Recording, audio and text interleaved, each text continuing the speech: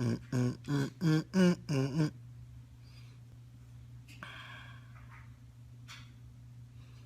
Come on in. This is gonna be good. This is gonna be good. This is going to be good. What up?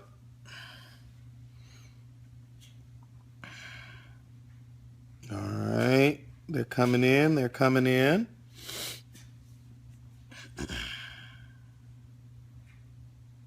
Folks are coming in. This is good. Good morning. Good morning, everybody. Go ahead and do me a favor. And yeah, Music Diva already doing it. Go ahead and share this with your followers. Go ahead and share this with your Facebook friends. Share it with your Twitter followers. Good morning, Von Dundada. Hope I said that right. Please enjoy. Invite your followers. Invite your friends. Sorry, I'm a little bit late. I ended up having to have an electrician come in my house today and do some stuff, and then I had to try and be a good husband and wash some dishes before I got onto this. So I wanted to make sure that I got some stuff done, and so when I hit this, I can hit it and get through it. I'm interested. Oh, bless you, man. That's awesome. That's awesome. That's great. So go ahead and share this with your followers. Once again, as you're jumping in, share this with your followers. I've got five more things that every worship leader must know. Five more things that every worshiper, worship leader, pastor, musician needs to know. Please excuse my scruffy hair. I'm going to get a haircut a little bit later today. So it's not about how I look. It's about what hits you. Okay. So bless y'all. Bless you. Bless you. Bless you. Bless you. All right. So I want to make sure y'all get this. I am going to wait just another moment. What's going on, Chuck? My buddy Chuck Wright jumping in. I think I saw my buddy Chip, Pastor Chip Owens. Great man of God. Love it, man. What's going on, Russia? Russians keep jumping in, man. I love it. Y'all need to, let's connect. Let's make this thing happen. I would love to come to Russia, So maybe not like this time of year, though, because like it's cold enough here in Atlanta. I don't feel like being too much colder. All right. What's going on, Carlos?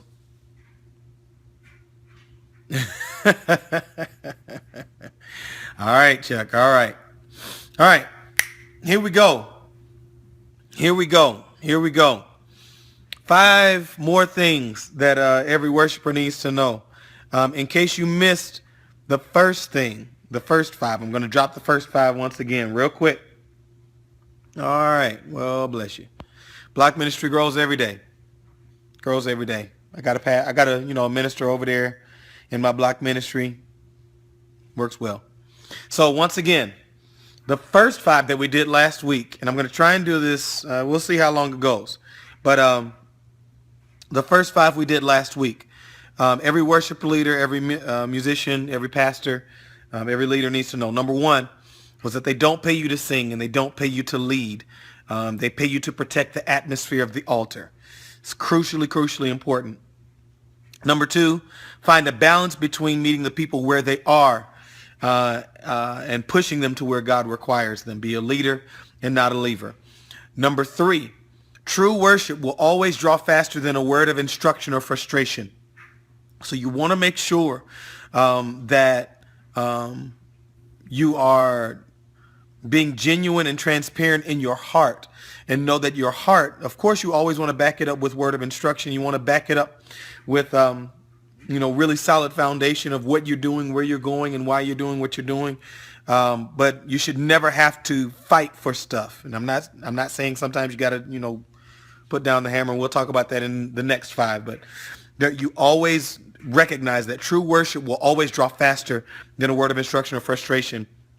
Number four that we shared last week, follow your pastor as you follow God. God will never God will never give you an instruction that will have you defying or being disobedient to your leader. That will never happen. Submission and honor is always God's way. And like I shared last week, if you are in a place where you feel like you can't honor the word of the man or the woman of the house, then that is not the place that you've been assigned to. And that's just the truth of the matter.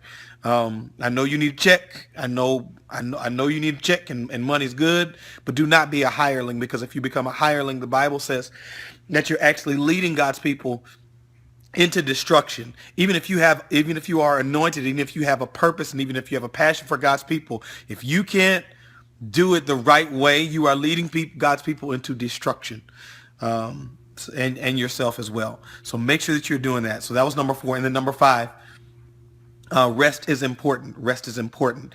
And it is good to disconnect every so often, just to make sure that you're hearing clearly, and make sure that you're taking care of you. Because if you aren't taking care of you, you can be the greatest singer in the world, but you can't lead anybody where you aren't willing to go and where you can't go.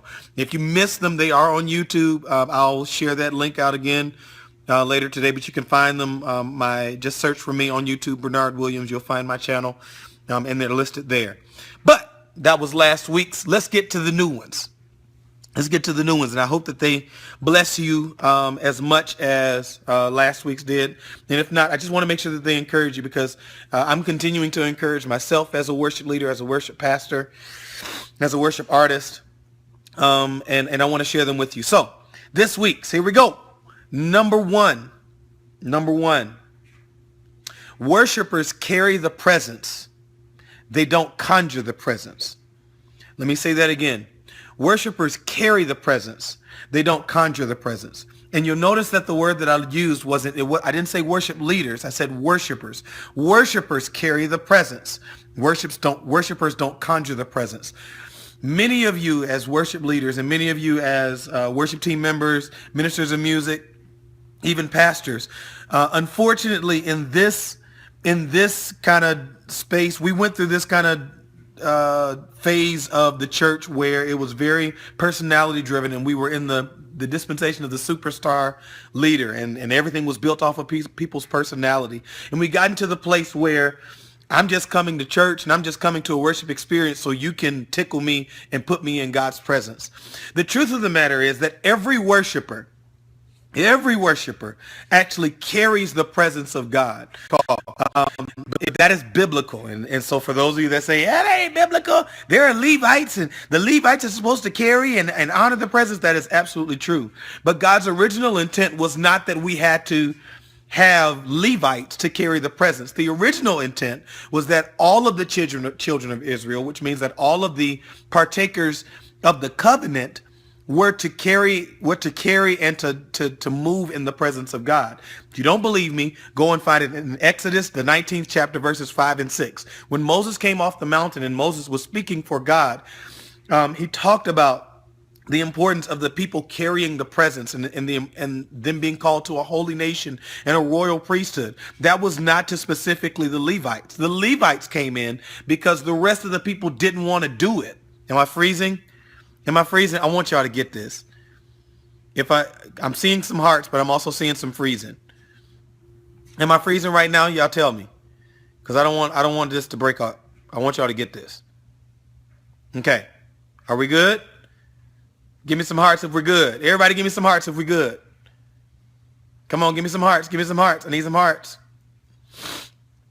Okay, so what I was saying was, the reason that we ended up even having the original intent of God was that every partaker of the covenant would carry the presence of God. The reason that we had to get to Levites was because when Moses came off the mountain, everybody else was just kind of going off doing their own thing. And we had the 12 different divisions of Israel. The only ones that said that we will follow God and we will do what he called us to do and we will follow you, Moses, were the children of Levi. And that's why you had to have Levites. And that's why we went down this line of having specific priests that could only do specific things.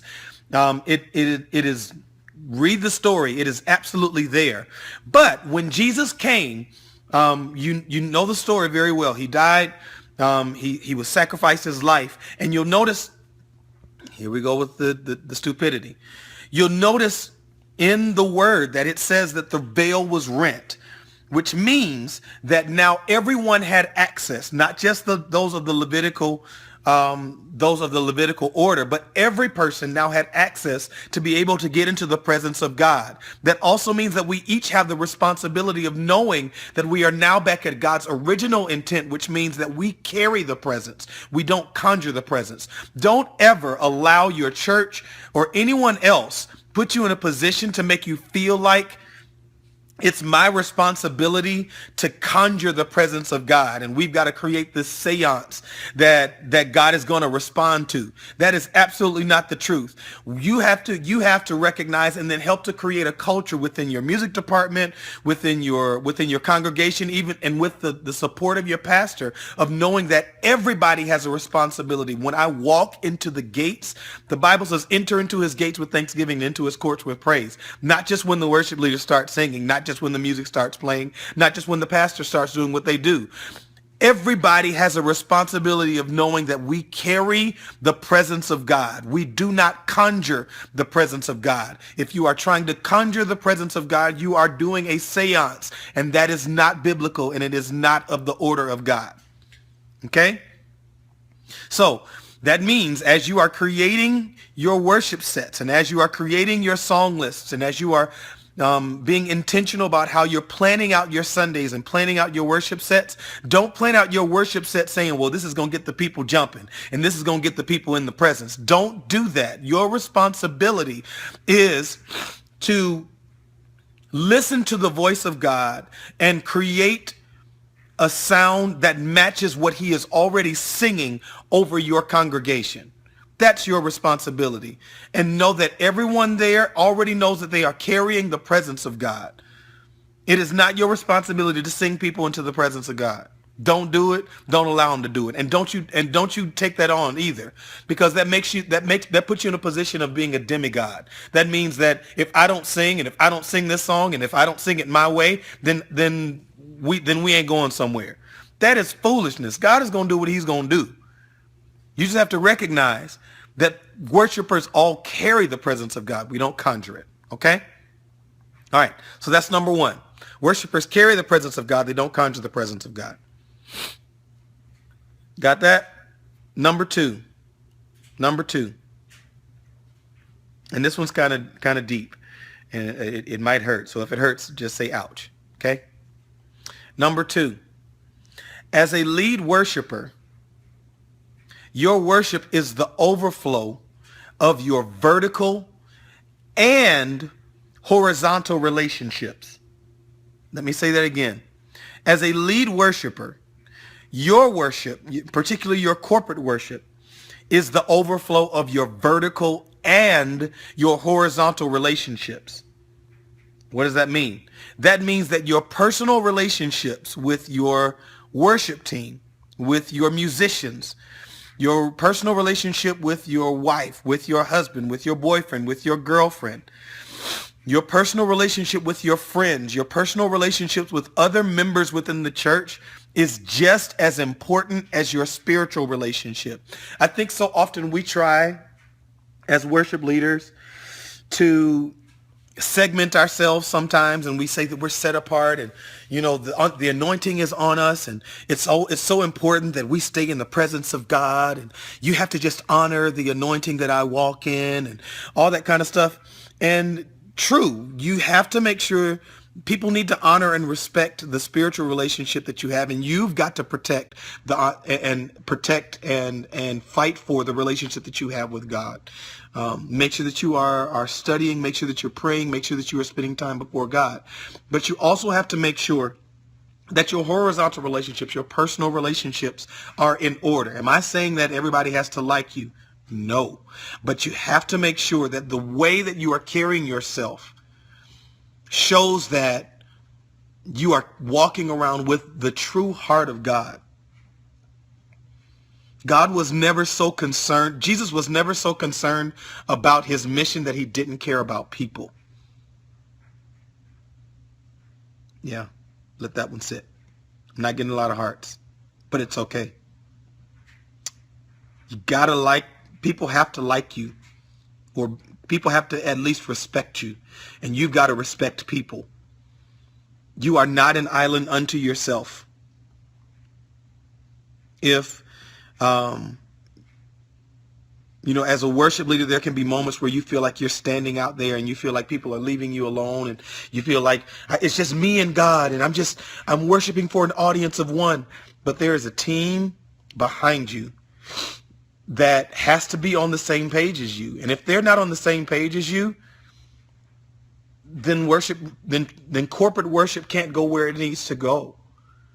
Your musicians have to be on the same page as you, which means you have to sit down sometimes and talk to them. Number one, about where you're trying to go. Number two, about and listen to their feedback about the music that you have. And number three, you need to be willing to have a conversation with them outside of, this is the song set, learn the music.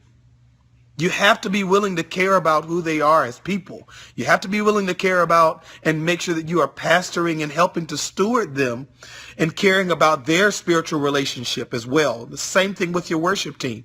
Your worship team, particularly for you worship leaders, hear me really clearly. Your worship team are not your background singers, and they shouldn't feel as such. You have to care about people. They have to recognize that true corporate worship happens when you have a team of lead worshipers. You have a team of lead worshipers. That way it's not just one person all the time. And you may just be, hear me really clearly. I do honor and respect that there should be a chief lead worshiper. There should be someone that helps to steward the ship. Absolutely. 100% agree with that. I do it in my house. But if your team doesn't recognize that they have a responsibility as well, and they have an investment as well, then it's just you by yourself. And they're just, and their spirit, while for a moment they may just kind of accept that, after a while it's going to build a spirit of resentment and frustration. And that resentment and frustration will show itself one way or another. Okay? So recognize that as a lead worshiper, when you stand before the people, when you stand in a congregation of folks, and this is good for pastors too, this is good for ministers of music too, and choir directors, and this is great for head deacons and anybody that stands in front of God's people. Whatever you do in front of people is your worship, and your opening, your corporate worship. And your corporate worship is the overflow of your vertical and horizontal relationships. And you have to steward them all. You have to. You have to steward them all. You have to steward them all. Okay? So that's number two. Number one, worshipers carry the presence. They don't conjure the presence. Number two, as a lead worshiper, your worship is the overflow of your vertical and horizontal relationships. Number three is actually, it's connected to number two. Leaders don't dictate. Leaders serve. But serving isn't spoiling. Let me say that again. Leaders don't dictate. Leaders serve. But serving isn't spoiling. Let me say it one more time, because it's real deep. It's real heavy. I've got a lot of folks joining in. Make sure you're sharing this with your followers, because this is good stuff. Leaders don't dictate. Leaders serve. But serving isn't spoiling. You have to recognize as a leader, and we said this in the last 5, that true worship will always draw faster and draw more consistently than a word of instruction or a word of frustration. So that clearly takes out the fact that leaders don't dictate. You don't dictate stuff. You don't dictate stuff. Leaders, worship leaders, you are called to serve. It is not about you. It is about the people that God has entrusted into your care.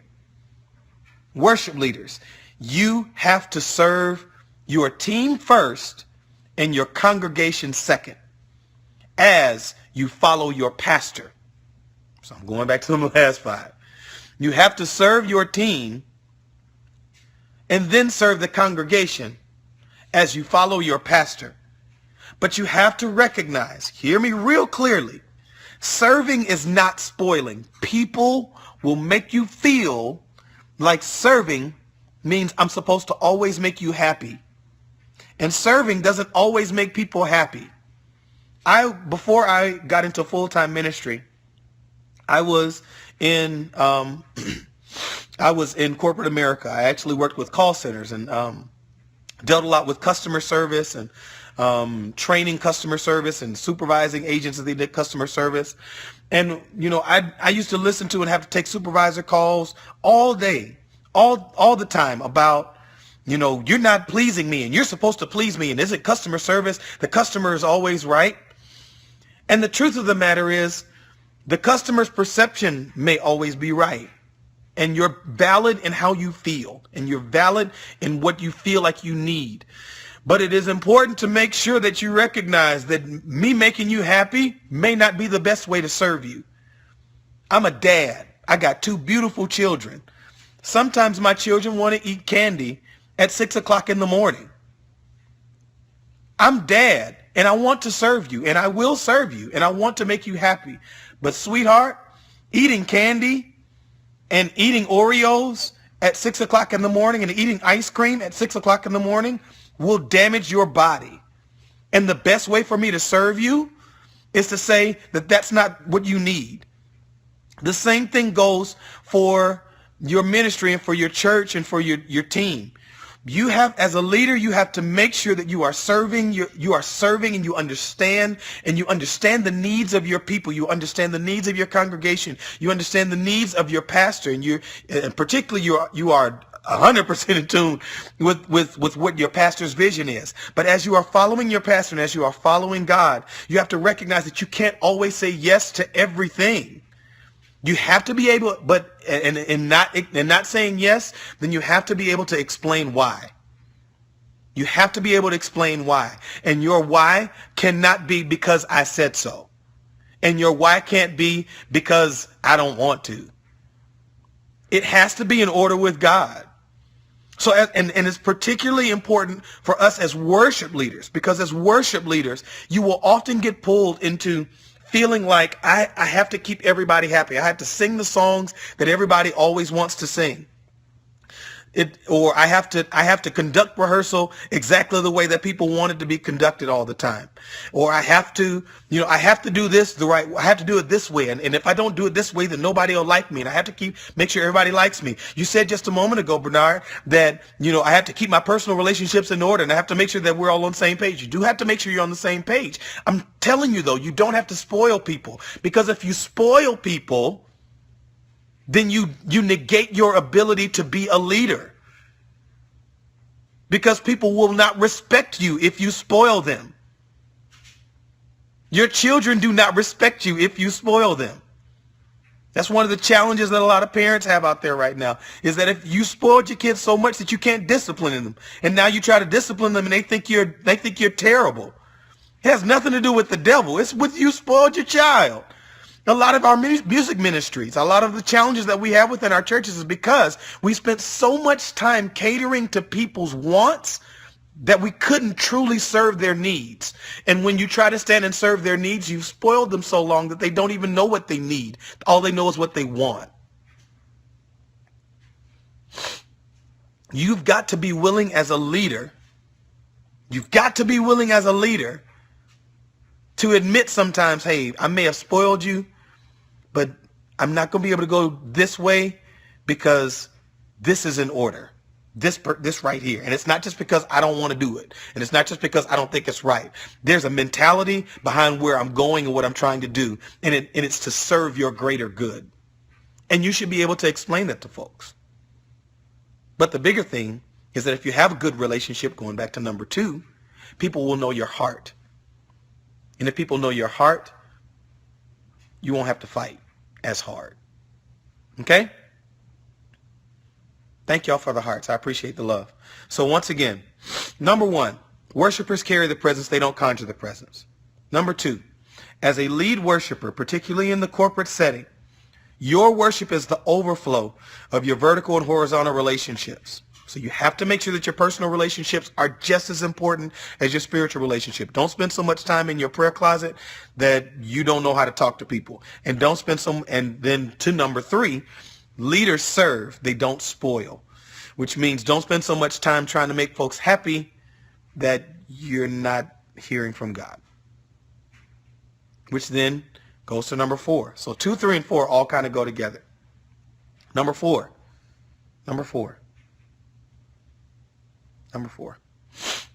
Don't live for man's applause. Live for God's response. Don't live for man's applause. Live for God's response.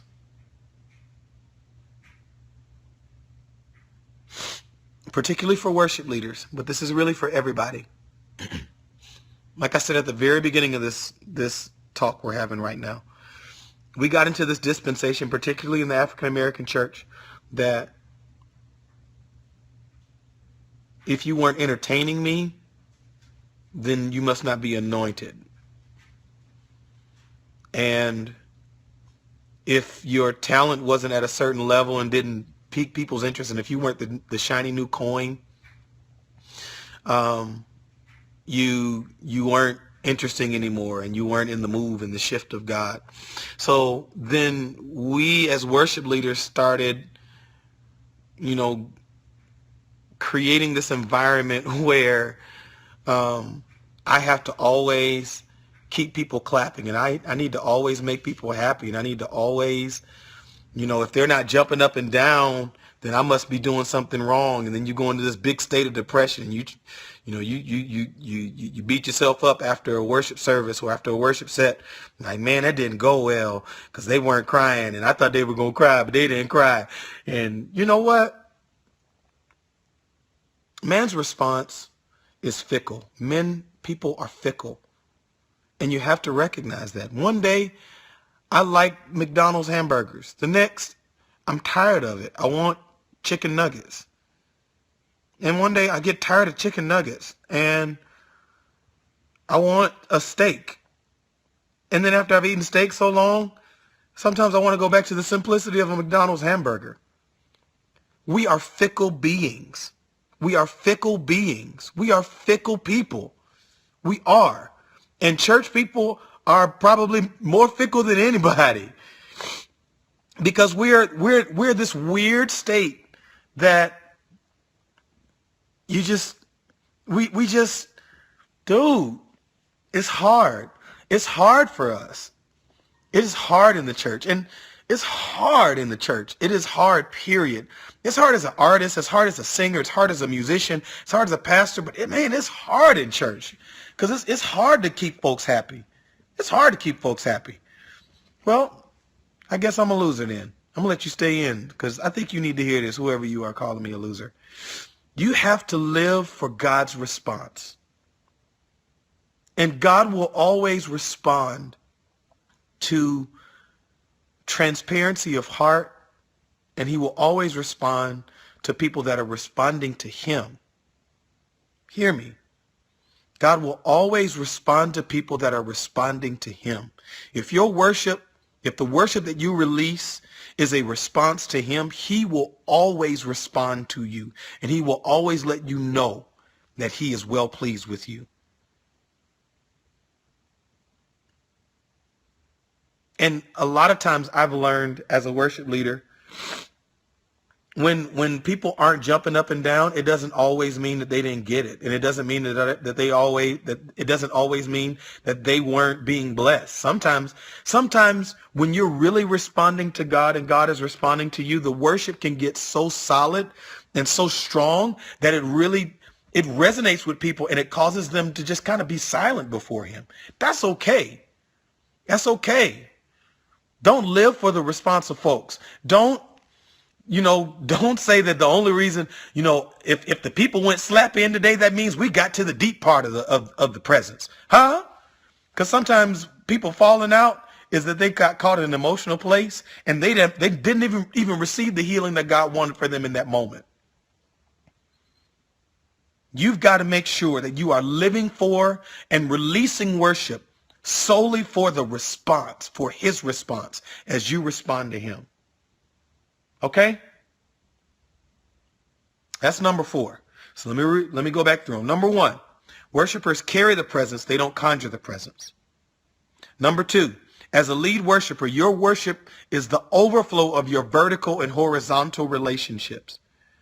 Particularly, I keep getting stuck on that because I have learned, oh God, I have learned, no matter how much you try to put a mask on, if you're really being transparent, and especially in the corporate moment, you are going to release what's happening in your heart.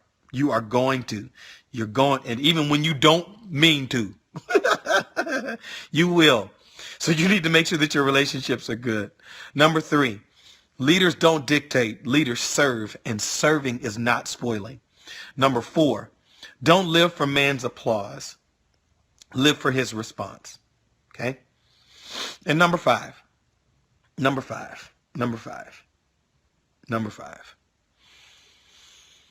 So I'm coming out of relationships and I'm coming back. Well, whatever. This is all good. This is all good stuff. Number 5. There must be a balance between your spiritual sensitivity and your technical ability. Let me say that again. There must be a balance between your spiritual sensitivity and your technical ability. People not going to like what I'm about to say, but it's the truth. Well, I just said that it is important that you recognize that your technical ability, all that entertainment stuff and trying to make folks happy and run, the run's going to make folks shout, all that kind of stuff. That's not important. It is important that you are solid technically and that the worship that you release and the sound that you release isn't an impediment to the heart that you're trying to show. People don't like when I say this, because when I say stuff like this, then people are like, well, you trying to judge my anointing. You trying to judge my worship. I am not judging your worship. Not at all. Not at all. And I'm not here to say that your technical ability has to overwhelm your spiritual sensitivity. By all means, recognize that your spiritual sensitivity and your ability to respond and to give to God is absolutely crucially important. Worship is about your spiritual life. It is. But if you want other people in a corporate environment to be able to grab and join into the worship that you have, they need to be able to connect to it. And if your voice is all over the place and you can't sing a melody, I can't join with you. I can't. I'm not saying you got to sing like Zaccardi. You don't have to run up and down the scale like Darryl Walls. You don't have to be the best and greatest singer, but you have to be able to connect with people, even if it's simple. Just be you, but be right. Be you, but be right. And I'm not saying that to judge anybody, and I'm not saying that from an arrogant place. I'm not. I promise I'm not. I promise I'm not. I promise I'm not. Y'all hear me. Hear my heart. I'm not saying this from an arrogant place, but people have to be able to follow you. They have to be able to hear you. It has to be in balance. It has to be in balance. And it goes the other way. And I said it earlier. I'll say it again. Your technical ability does not substitute for your spiritual sensitivity. Just because you can run and just because you can make my skin feel good does not mean you're anointed. And it doesn't mean that you're spiritually sensitive. It doesn't. Unfortunately, a lot of our gospel artists and a lot of our worship leaders that are out there have unfortunately got caught and lost in the lie that because I can run, I'm anointed. Come on, man. People are not going to get saved by your run. People are not going to get saved by your run. They are not going to get saved by that. They're not. And you folks are running up and down the scales, and you can do stuff that I could never even think of. And you got the ear, and you got all that stuff, and all that stuff, and you just, come on, man. But if you're not, if you're not singing from your heart, and if it isn't transformative, then it's worthless. I learned that more so. My phone's about to die, so I'm moving so I can charge my phone. But I learned that more so from the work that I did in Japan a couple of months ago. They have learned gospel music initially as an art form. And so they're out there singing this stuff. And it's great to hear the stuff that they're doing. They love Hezekiah Walker. They love Ricky Dillard. They love Richard Smallwood. They love Kevin Lemons. And greater, they love Ty Tribbett, they love Israel Holden, they love all this stuff, and they're singing it, and they're singing it great. But the sad part about it is that 90% of the people in Japan that are singing this don't know Jesus, because the music never challenged them to get into a relationship with God. It never did. And it wasn't until people started going over there and actually being able to sing the songs, but showing them and teaching them that there's a relationship that goes along with it, that's beginning to elevate them and helping to build Christianity in that country and in that region. The sad part about it is that if people don't go over there and sow those seeds, then those people would just be singing and be lost. And then you bring that back over to the United States. How many people in our churches are singing in our choirs and jumping, and we're giving them checks, and we're jumping on their bandwagon, and we're giving them honorariums, and they don't know Jesus, and they're not displaying Jesus. Your technical ability and your spiritual sensitivity has to be in balance. So I say that for both sides. I say that for both sides. You can have the greatest heart for God, and I want you to keep that. You have to keep that. But you need to make sure that you are building and being aware of your technical ability. Sing the song the way that you can sing it. You don't have to necessarily sing it the way that they sang it on the record, but sing it in a way that you can do it. Take voice lessons. Warm up before you sing.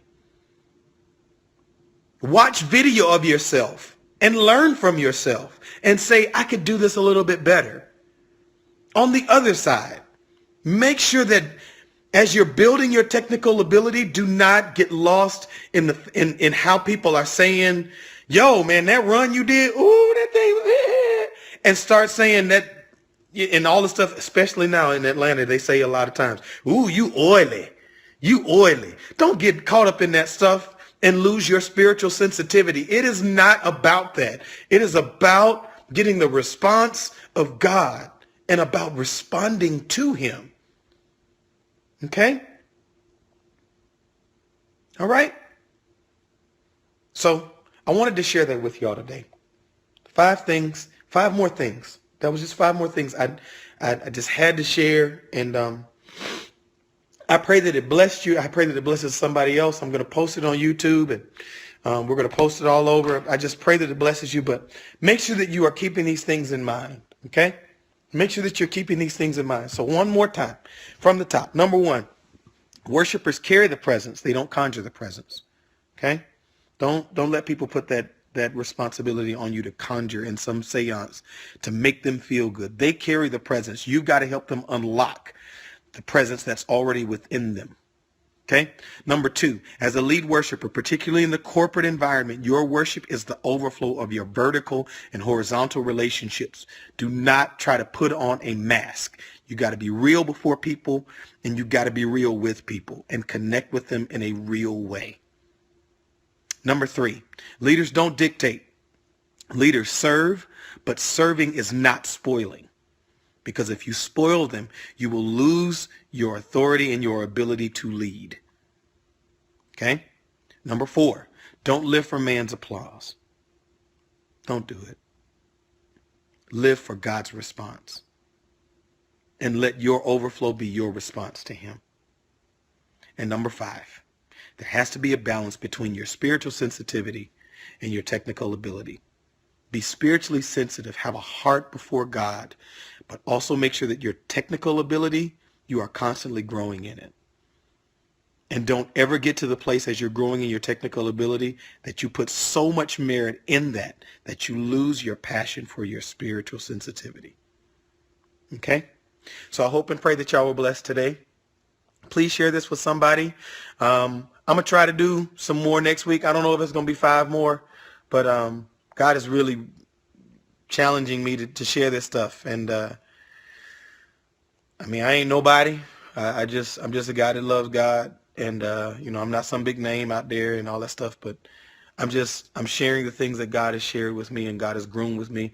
And I'm not sharing stuff that I've mastered. Let me say that as well. I am still writing the book. So this is stuff that's going to be in my book. So y'all are getting a lot of precursor of that. But let me say real clearly, this is not stuff that I've mastered at all. At all. At all. A lot of this stuff, like I'm writing it and then I'm like, man, oof. And it's not a perfect science. I've said this before. Don't allow yourself to get caught up in fighting for perfection, because God never wanted perfection. Holiness is not perfection. Do y'all hear that? Holiness is not perfection. That's not what he wants. And he knows that we would never have it on this earth. If he knew we would have it on this earth, we wouldn't need grace. And after we accepted Christ in our lives, we would die. Why is that? Because on this earth, we will constantly be in a battle with our flesh and our spirit.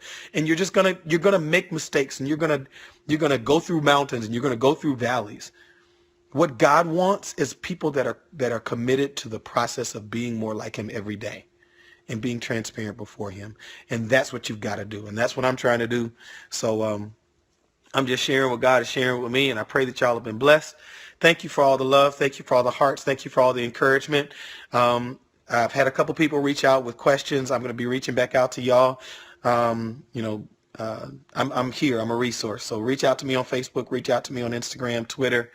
Instagram, Twitter, B_Williams II is the handle. You can email me.